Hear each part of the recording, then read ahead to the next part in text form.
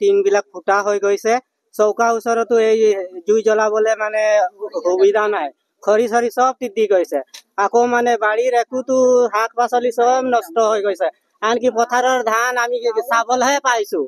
হয়, নিশা এজাক দুপাল পিতা শিল বৰষুণ আৰু শিল বৰষুণৰ পাছৰীয়া পৰিৱেশ দেখিবলৈ পোৱা গৈছে যে যোৱা সন্ধিয়া বুধবাৰে সন্ধিয়া নাজিৰা মহকুমাৰ বিভিন্ন প্ৰান্তত মুখলধাৰ বৰষুণ হৈছিল, শিল বৰষুণ হৈছিল আৰু বহুতো লোকৰ বাসগৃহত ব্যাপক ক্ষতি সাধন কৰিছিল। আৰু তাৰ পাছতে দেখিবলৈ পোৱা গৈছে যে লোকসকল আশ্ৰয়হীন হৈ পৰিছে। মই বৰ্তমান উপস্থিত আছো চেলেং পথাৰ অঞ্চলত আৰু চেলেং পথাৰ অঞ্চলত দেখিবলৈ পোৱা গৈছে এইদৰে মোৰ সতীৰ্থ সাংবাদিক গোটুৱে দেখুৱাইছে সামগ্ৰিক পৰিৱেশ যে কিদৰে ৰাজপথৰ ওপৰত তেওঁলোকে আশ্ৰয় ল'বলগীয়া এটা পৰিস্থিতিৰ উদ্ভৱ হৈ যায়। যিহেতু বুধবাৰে নিশাৰ যি শিল বৰষুণ আহিছিলে, শিল বৰষুণ জাকৰ ফলত তেওঁলোকৰ বাসগৃহৰ বিস্তৰ ক্ষতি সাধন হৈছে আৰু এই ক্ষতি সাধন হোৱাৰ পাছতে তেওঁলোকে এইদৰে নিশাৰ পৰা এই ৰাজপথত আশ্ৰয় গ্ৰহণ কৰি আছে। মই তেওঁলোকৰ ওচৰলৈ আহিছো পোনে মই কি ক'ব এই মুহূৰ্তত নিশা বৰষুণ আহিছিলে, বৰষুণত কেনেকুৱা ধৰণৰ ক্ষতি হ'ল?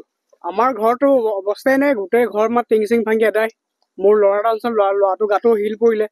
ল'ৰাক আমি কালিৰ পৰা একো খোৱা নাই। গোটেই মানুহখিনি গোটেই ৰাইজে ৰাজপথত মানে আশ্ৰয় ল'বলগীয়া হৈছে। আমাৰ থাকিবলৈ বহুত অসুবিধা, বিভিন্ন ধৰণৰ আমাৰ মানে ৰাষ্ট্ৰীয় সমষ্টিত পৰিছোহি। সেয়ে আপোনালোকে নিশাৰ পৰাই ৰাজপথত আছে? হয়, কালি নিশাৰ পৰা গোটেইখিনি গাঁৱৰ ৰাইজ নিশাৰ পৰাই আছে ইয়াত। সেই গোটেই ৰাস্তাতে মানে আপোনাৰ ৰাস্তাও মানে পথ অৱৰোধ হৈ আছে। থাকিবলৈ জেগা নাই, এতিয়া মানুহ যাব ক'ত? এতিয়া গোটেই ৰাস্তাতে শিল বৰষুণ পৰি চব এদাই হৈ আছে। হয়, প্ৰশাসনৰ কোনো লোক উপস্থিত হৈছিল নেকি? নাই, প্ৰশাসনৰ মানুহ কোনো ধৰণৰ অহা নাই। এতিয়া গাঁৱৰ ৰাইজে সকলোৱে মিলি মানে আপোনাৰ ধৰক আপোনাৰ আমাৰ আছে আপোনাৰ ৱাৰ্ড মেম্বাৰ বাইদেউ, তাৰ পৰা গাঁওবুঢ়া আছে, তেওঁলোকৰ ওচৰত আমি নিজেই গৈছো। তেওঁলোকে কাৰোবাৰ ঘৰত গৈ খবৰ লোৱা নাই, আমি সকলোৱে মানে নিজে ওলাই আহিছো। হয়, নিশ্চিতভাৱে নিশাৰ ভাগৰ পৰা এক দুখ লগা পৰিৱেশ বুলি ক'ব লাগিব। এইদৰে ৰাজপথৰ ওপৰত আশ্ৰয় ল'বলগীয়া হৈছে, যিহেতু তেওঁলোকৰ বাসগৃহৰ বিস্তৰ ক্ষতি সাধন হৈছে। যোৱা নিশা যি ধাৰাসাৰ বৰষুণ আহিছিল, শিল বৰষুণ আহিছিল, সেই শিল বৰষুণৰ পাছৰীয়া দৃশ্য। ৱাৰ্ড মেম্বাৰ আছে মোৰ লগত, কি ক'ব? ৰাইজ ৰাজপথলৈ ওলাই আহিবলগীয়া এটা পৰিস্থিতিৰ সৃষ্টি হৈছে, নিশাৰ পৰা ৰাজপথত আছে। আপোনালোকৰ ফালৰ পৰা কি ব্যৱস্থা গ্ৰহণ কৰা হৈছে? আমি আমাৰ পঞ্চায়তৰ প্ৰেচিডেণ্টলৈ ফাৰ্ষ্ট টাইম ৰাতি মই 10টা বজাত নিজেই মানে কিবা হৈ পৰিছিলোঁ। তাৰপৰা ফোন কৰিলোঁ, তেওঁলোকে যোগাযোগ কৰিছে, আমাৰ MLA লৈ পঠিয়াইছে। MLA আমি ফেচবুকত দেখিছোঁ তেনেকৈ লিষ্ট দিছে আৰু ফটো পঠাইছে। তাৰ বাবে কিবা ব্যৱস্থা মানে কেনেকুৱা লৈ এতিয়া খোৱাৰ সামগ্ৰীয়ে দিয়ে নে বা কাপোৰ কানিয়ে দিয়ে নে বা কাৰ ঘৰত কেনেকুৱা, চবৰে গোটেই 10 নং ৱাৰ্ড বুলি কোনো ঘৰ বাচি থকা নাই। যাৰ চট দিয়া ঘৰটোৰ বাহিৰে সকলোৰে মানে মোৰ নিজৰ ঘৰতো মানে অৱস্থাটো একেবাৰে সংকটজনক হৈছে। বিশেষকৈ আমাৰ ব্ৰাঞ্চ এটা ডাকঘৰ আছে, ডাকঘৰটো আমি সুৰক্ষণ কৰিবলৈ যাওঁতে মই ৰাতি তথাপিতো মানুহজনে এফালে কৰিছে, মই এফালে ওচৰ চুবুৰীয়া মানুহখিনিত গৈছোঁ। ৰাতিপুৱা মানে আমিও আমাৰ খোৱা মেলাই নাই, মানুহখিনি গোটেইখিনি আহিছে আৰু কাৰ ঘৰত বেলেগ কি কৰিম। মই একঘৰ বুলি নহয়, 300 ঘৰ ৱাৰ্ডটোত মানুহ আছে, চবৰে কথা বুজি পাইছোঁ। ফোনত যিমানটো চাৰ্জ আছিলে, মোৰ 2টা ফোন অলৰেডি পানীত ডেমেজেই হৈ গ'ল, কৰিব নোৱাৰিছোঁ। চাগে যোগাযোগ কৰিছে যদিও মোবাইলত মানে পোৱা নাই, তেনেকুৱা হৈছে। আৰু মানুহখিনিৰ লগতে আছোঁ আৰু বেলেগ কেনে মই কি কৰিম?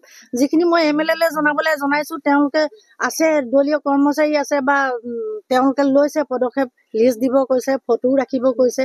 মই ফটো হিচাপে নিদিওঁ, কেলে 10 নং ৱাৰ্ডটো মোৰ দায়িত্বত থকা গোটেই মানুহ নহয়। এটা কথা, লিষ্ট বা ফটো সেইখিনিতো হৈ থাকিব, কিন্তু যিহেতু 12 ঘণ্টা উকলি গৈছে, কিন্তু এই মুহূৰ্তত শিল বৰষুণৰ পাছত ৰাইজ ৰাজপথত আছে, খাদ্য সামগ্ৰীৰ কথা আছে, ৰাইজে আশ্ৰয় কথা আছে। এতিয়াও বতৰ কিন্তু গোমা হৈ আছে আৰু পুনৰবাৰ বৰষুণ অহাৰ সম্ভাৱনা আছে। যিহেতু আমি লিষ্ট তৈয়াৰ কৰি থাকিলে নিশ্চিতভাৱে নহ'ব, যে আমি কিন্তু তৎকালীন পদক্ষেপ গ্ৰহণ কৰিব লাগিব।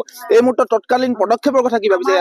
সভানেত্ৰী বাইদেৱে মানে এতিয়া আহি আছে বুলি ক'লে, মই লগতে বোলে কিবা প্ৰশাসন বিষয়েও মানুহ আহিম বুলি কৈছে, মানুহখিনি ৰখাব ক'লে। মই মানে ক'লেও বিশ্বাস নকৰিব বুলি মই 2-এজনক ক'লোঁ যে আপোনালোকে কেইজন হ'লেও ৰ'ব, তেখেতসকলে আহি আছে বুলি কৈছে। হয়, নিশ্চিত নিশাৰ ভাগৰ পৰা এটা কথা ক'ব লাগিব যে বিজুলী সংযোগ বিচ্ছিন্ন হৈ পৰিছে, লাইটৰ পোষ্টসমূহৰ বিস্তৰ ক্ষতি সাধন হৈছে, খেতি পথাৰৰ বিস্তৰ ক্ষতি সাধন হৈছে। আৰু এইদৰে দেখিবলৈ পোৱা গৈছে ৰাজপথত ৰাইজৰ ক্ষোভ আছে, নিশ্চিতভাৱে নিশাৰ পৰা তেওঁলোক ৰাজপথত আছে। মই আপোনালোকে আৰু যদি অকণমান আগলৈ আহে, কেনেকুৱা ক'ব? যিহেতু যি পৰিস্থিতি, অবৰ্ণনীয় পৰিস্থিতিৰ উদ্ভৱ হৈছে, নিশাৰ পৰা ৰাজপথত থাকিবলগীয়া আপোনালোকৰ পৰিস্থিতি যি উদ্ভৱ হৈছে, কি ক'ব এই মুহূৰ্তত? বা ৰাইজৰ প্ৰশাসনৰ ফালৰ পৰা কিবা সহায় বা কি? এইটোৱে মই ক'ব বিচাৰো, আমাৰ ঘৰৰ এই টিনবিলাক ফুটা হৈ গৈছে। চৌকা ওচৰতো এই জুই জ্বলাবলে মানে সুবিধা নাই, খৰি চৰি চব তিতি গৈছে। আকৌ মানে বাৰীৰ একোতো শাক পাচলি চব নষ্ট হৈ গৈছে। আনকি পথাৰৰ ধান আমি চাবলৈহে পাইছো, ৰাতিপুৱা গৈ চাইছো খেৰটোহে আছে অকল। ইমান দুখজনক কথা। সেয়ে আমাৰ মানে অতি সোনকালে মানে এই ব্যৱস্থাটো হেৰি কৰি দিব লাগে, সমাধান। আমি ইমান সমস্যাৰ সন্মুখীন হৈ আছো। লগতে এই ৰাস্তাটোৰ কিমান দিন হৈ গ'ল দুৰৱস্থা হৈ আছে। এই ৰাস্তাটো কোনোদিনে ভাল হোৱা নাই, ইমান বোকা। এতিয়া আপোনালোকে গৈ চাওকচোন সেইটোত। পথাৰৰ ধান অৱস্থা পথাৰ শেষ হ'ল। একেবাৰে গৈ চাইছো, ৰাতিপুৱা নাই, অকল খেৰ খিনিয়ে আছে, ধানেই নাই, তেনেকুৱা অৱস্থা। হয়, নিশ্চিতভাৱে এক আৱেগিক পৰিৱেশ বুলি ক'ব লাগিব যে কৃষকৰ সপোন, তেওঁলোকৰ বছৰটোৰ কষ্ট ধান পথাৰত কিন্তু ইতিমধ্যে সম্পূৰ্ণৰূপে নিঃশেষ হৈ গৈছে। চলিত বৰ্ষত যে তেওঁলোকৰ ভঁৰাল উদং হৈ পৰি ৰব সেয়া নিশ্চিত হৈ পৰিছে। আৰু এইদৰে দেখিবলৈ পোৱা গৈছে যে চেলেং পথাৰ অঞ্চল, কেৱল চেলেং পথাৰ অঞ্চল নহয়, নাজিৰাৰ বিস্তৃত অঞ্চল, সমগ্ৰ নাজিৰা মহকুমাতে কিন্তু এনেকুৱা ধৰণৰ পৰিৱেশেই বিৰাজ কৰিছে।